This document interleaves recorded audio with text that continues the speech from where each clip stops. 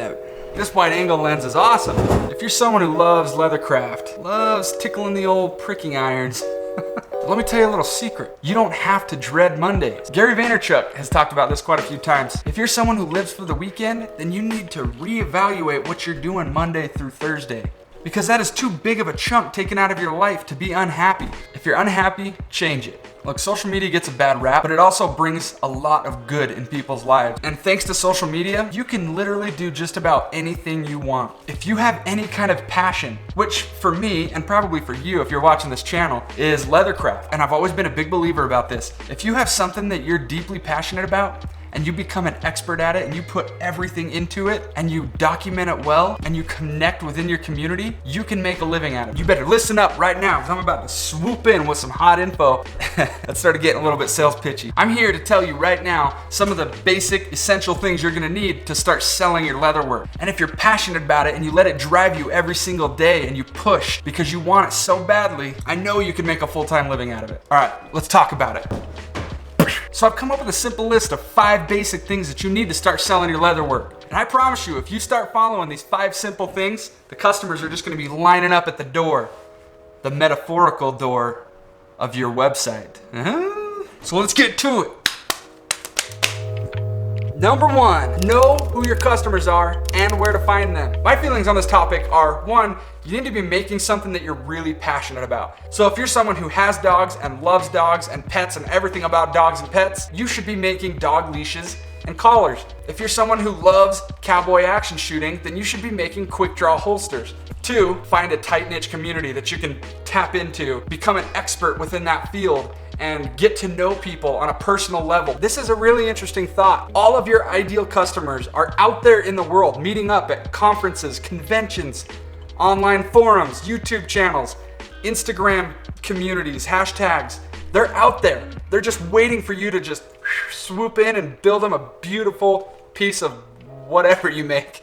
They're waiting for you to get to know them, build lasting relationships, become their friend, and they'll be your best lifelong customers. Okay, and if we're just talking social platforms, you can use things like hashtags. On Instagram, for instance, if you're gonna be posting something about dog leashes, go through and find the most relevant hashtags relating to dogs and dog life, everything about dogs. Use those hashtags, build beautiful dog leashes, get good imagery, and share it to that hashtag specifically, and people are gonna find you. That's how you become discoverable on platforms like Instagram. Yeah, that's it for that one. Know who your customers are and where to find them. Number 2, about pricing. This is a question I get all the time. How to price your product. It seems like we always fall into one of 2 categories. We either undervalue our work because we're afraid no one's gonna purchase, or we overvalue because we know how much time and effort went into it. But I'm gonna give you just a nice little formula that will help you plug the numbers in and give you a really consistent pricing strategy for all your products. One important thing about pricing is you have to know down to the rivet how much your product costs to make. So in order to find your cost, add up every single button snap, rivet, zipper, the square footage of your leather, and then don't forget to add in the time that it took you to make it. How valuable is your time to you? What would you like to pay yourself per hour in order to be able to do this consistently? If a product takes you 5 hours to make and you're comfortable with making $15 an hour, make sure you add that into the total cost of your product. And then once you have the cost, you can multiply that number by 2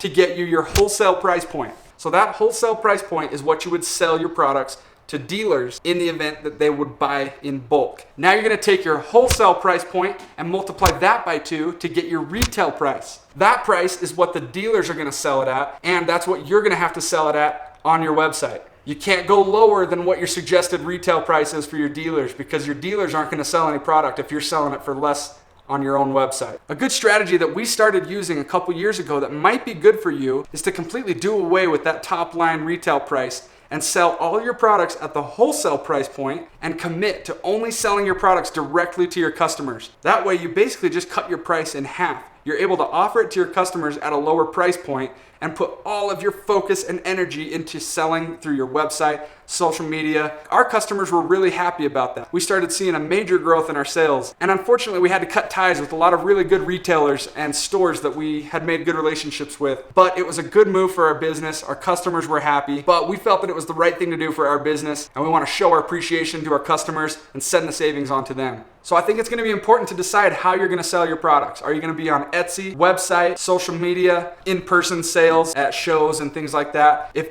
that's what you want to do and you want to focus on that, I would recommend doing a direct-to-consumer pricing. You're going to be saving your customers money and they're going to see that and appreciate it. If you'd like to be sitting on the shelves of some of your favorite retailers and stores, then you're going to have that wholesale margin in there. So decide what you want to do and stick to it. The most important thing is to be honest about your pricing, be transparent. If you're making a really good product and you're honest with your customers, they're gonna sell. All right, number 3. This one's possibly my favorite one. Photography and video. All right, you might have noticed things look a little different. It's because I'm filming this on my iPhone. Yep, this is an iPhone shot with a little help from Moment. I'll tell you more about that later. All right, this is one of the more recreational and exciting topics that we're hitting on today. I fully believe that you don't have to have the best top of the line gear to create good content. I think that your content can get better with better gear. And so of course, if you're into it, then yeah, by all means, keep investing in gear and get more and more. But don't ever use not having good gear as an excuse to not get content. Because 99% of you probably have a smartphone and you can get amazing quality content on a smartphone. But since we're talking about photo and video, I want to show you the gear that I use to get all the different content we get. All right, let me introduce you to the Sony family. If you couldn't tell, I'm a really big Sony fan. They all shoot in at least 1080 HD. These two shoot in 4K resolution. They all shoot in 120 frames per second, which means you can get extreme slow motion. And they all shoot in RAW, which is really important to me, and I'll explain to you why. If you have a camera that shoots in RAW, then you should definitely be using it. It's the most uncompressed file format you can shoot in, and it records the most light information possible. So if you have any one of these cameras or a camera like it that shoots in RAW, definitely use it. Let's talk about each one of these cameras and why I like it. All right, this camera is a Sony RX100 Mark III. It's definitely one of the older models. They just came out with the Mark VI, which is an incredible camera, but it comes with a steep price tag of like $1,200. One of my favorite things is the flip-up screen, so that I can vlog like this and actually see that I'm in focus and that the exposure is all good. But it's got a 1.8 aperture on the lens, which means it can open up the most amount of natural light and get a really shallow depth of field for the kind of blurry background, crisp foreground shot. So this camera is going to be really good if you don't want to pack around a lot of different lenses and have a bigger body. You can fit it just right in your front pocket or in a purse and you're on your way. I'll have a link down in the description for this camera. Now for the trusty steed. This is the Sony A6300. It's got an APS-C sensor in it, and I'm using a 35mm 1.8 lens, which is a really good natural focal length. It's not too wide, it's not too narrow. It's a really natural look. This is a prime lens, which means you can't zoom in and out. It's stuck at one focal length, but the reason that's good is that you can have an aperture as big as 1.8, which means you let in a ton of natural light and you get the really shallow depth of field shots like I was talking about on the other one. This is the setup that Whit and I take with us literally everywhere. We just keep this in the center console of our Jeep or in Whit's bag, just around my back. I sling it around my shoulder. We have this with us everywhere, and I always believe the best camera is the one that you have with you. It shoots in 120 frames per second at 1080p, which is a big deal for me. That's one of my favorite things about this camera. There is a newer model since this one. It's called the 6500. It would be worth getting because you're going to get some in-camera image stabilization and a few other nice features. So this has been a favorite camera of mine for a long time. I think we've had this for a couple years now and never once thought about selling it or changing it out. I love this camera, the Sony A6300. And here's the beast. This is a fairly new A7 Mark III. This is a pretty new camera that just came out onto the market. We bought it for the company to improve our video game. It has a full frame sensor. Just to give you an idea of sensor sizes, that's the difference. The sensor on the A7 Mark III is much bigger than the one on the 6300. I love having the smaller body of the 6300 for its mobility, but there is nothing that can replace the look of a full frame censored image. Sony A7 Mark III. Beautiful camera. I can't do this video without talking about my iPhone setup. Look at that piece of glass. That is a mobile phone lens from a company called Moment. That's their logo right there. And this lens attaches and detaches from their own camera case, which is a beautiful case, so I had no problem with putting it on my phone. But once you have that case, you can lock that lens in there. This is a heavy-duty, solid piece of glass. This isn't like one of those cheap iPhone lenses that you buy on Amazon for $2. So that's what the focal range looks like without the Moment 18, and that's what it looks like with. Much wider, crisp, clean. I love it. I also have their 60mm tele lens, good for like portraits and stuff. But these are just some of the little tools that help you get the most out of your iPhone camera. Make sure that you go into your settings and check that it's recording video at least 1080. You can even go into 4K. But make sure you're at least doing 1080 for online social media kind of stuff. Format, make sure you're in most compatible.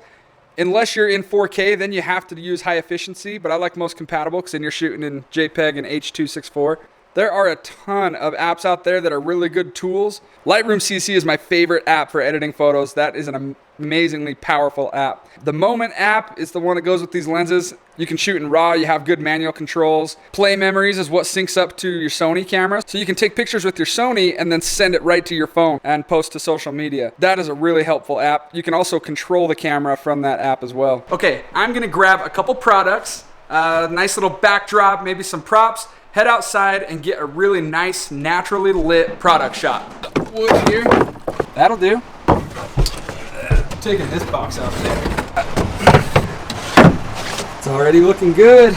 So anytime I'm setting up a shot, I always want to look for good flat lighting like this. You don't want anything harsh where the sun's just beating down on you and causing lots of distracting shadows. If you can get like a nice overcast day or just after the sun's gone down like it is right now, then your photo's gonna turn out much cleaner. Also, I like to declutter. A photo is always gonna look better, especially in a feed with lots of photos all together, if you can simplify to the max. So you want lots of color blocking, you want lots of simple colors, neutral tones. If you're taking a shot of something on your workbench, make sure you declutter your workbench. Have a nice, crisp, clean spot to frame up your image, and it'll just bring the focus and all the attention right onto your product. First up, I'm gonna get some shots with my iPhone and my 60mm Moment lens.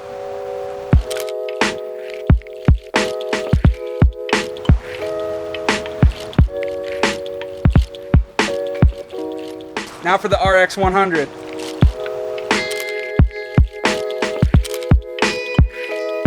All right, the Sony A6300.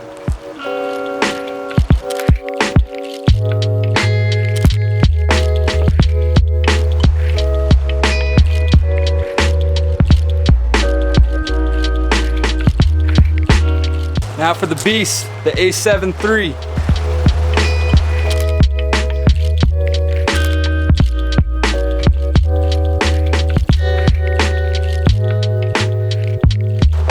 Okay, one thing I always like to try and do is have some object of interest in the photo other than a product. So I always like to get a person in the shot if possible, even if it's just an arm or a leg or, you know, full body shot, face, whatever. That just adds a little bit more of an interesting touch into the photo and helps the audience connect with the photo more. If you have an entire feed or entire website just full of product shots, it gets a little bit boring. So it helps to see the products in context. The person carrying the bag or, you know, holding it down by their side, putting the wallet in your pocket, all that kind of stuff is really great content. Even better is process stuff. People love to see your process. So get lots of shots of you sewing the products, cutting, burnishing, all that kind of stuff. It's gold. You're doing it all day anyway, you might as well have a camera rolling. Okay, I think that's it for the photo stuff. All right, number 4. Building a website. Do you like what I drew there? A little button to push, the website.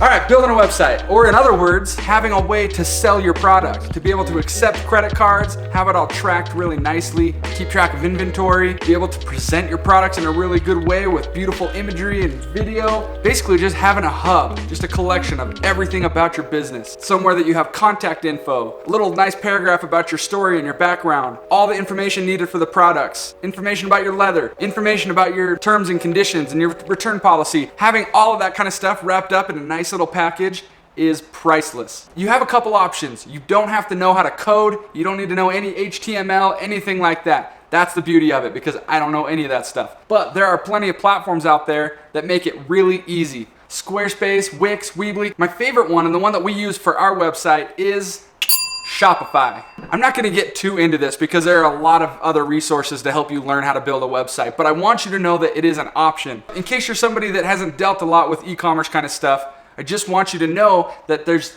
something out there that makes it really easy. So let me just give you a little overview. All right, if you go to Shopify.com, you're gonna find all of the information you're gonna need, and they're gonna make it really easy to get started building a website. So with Shopify, you have a fully customizable website. You can make it exactly how you want. You have unlimited bandwidth and product inventory and customer data. You can always accept credit cards really easily. They'll even send you one of these that plugs into the bottom of your smartphone, and you can start accepting credit card purchases in person. It's got 24/7 customer support for the basic store.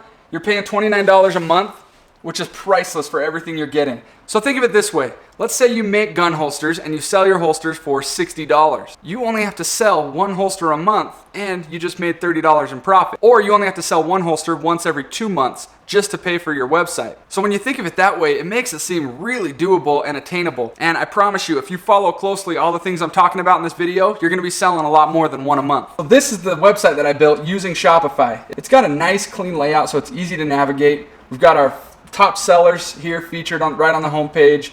You can add any kind of links as you go down. I've got Instagram synced up on our site so that anytime I post to Instagram, it pops up right here on our home page. We've got contact info down here with our support email. We've got an About Us page talking all about our little family.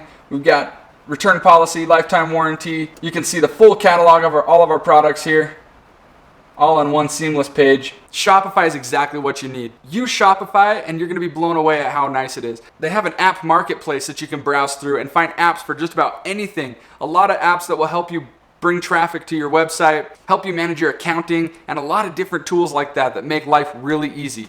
The beautiful thing is because of Shopify, I don't have to stress out too much about the e-commerce side of it. I just get to make beautiful products, take good pictures. And I have to say, I'm really glad we live in a world where businesses like Shopify exist because they just make life easy on small businesses. All right, and the last one is to engage frequently on social media. This is arguably the most important aspect of all of this. It's where it all comes together. This is how you become discovered. This is how your customers find you. You can have everything else in place, but if no one knows about you, then you're not going to be able to sell any products. There are so many tools out there that allow us to engage on social media. You've got Instagram, Twitter, Facebook, YouTube.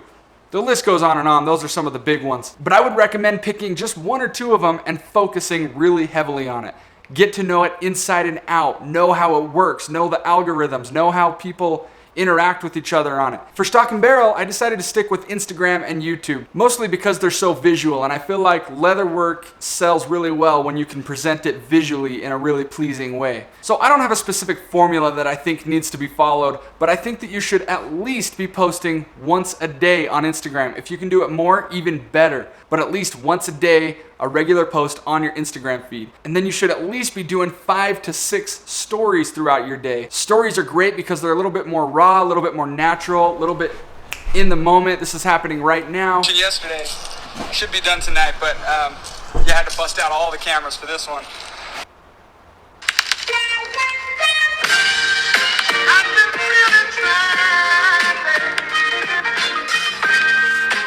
And then if you decide to post some videos to YouTube, make sure you do it at least once a week. Our videos take a little bit of preparation time and take some time to film and edit, so I would love to be doing a lot more videos, but right now we're sticking with once a week, and we feel that it's allowed us to engage with all of you a lot better once we got more consistent with our posts. Make sure that you're using relevant hashtags, and make sure that you're engaging within those hashtag feeds, because that's where the communities are.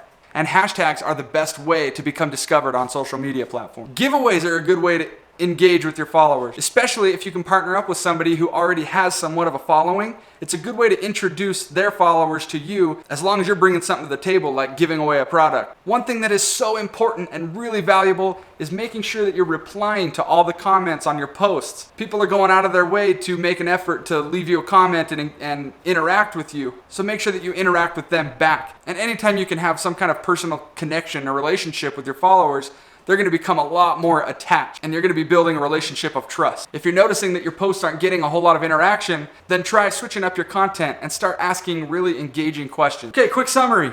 Know who your customers are and where to find them. Pricing. Make sure you're priced right. Work on your photo and video skills, because the better that your photos and videos are, the more juicy and yummy your products are going to look to your customers. Use a tool like Shopify to build a beautiful, clean, easy to navigate website. And then make sure that you're engaging on social media as frequently as you can. Thanks for watching, you guys. This has been a fun one to make, and I hope I get to make a lot more like it. Make sure you hit that little bell right next to the subscribe button, and you'll never miss one of our videos. All right, I love you guys. Bring it in. Bring it in for a little hug.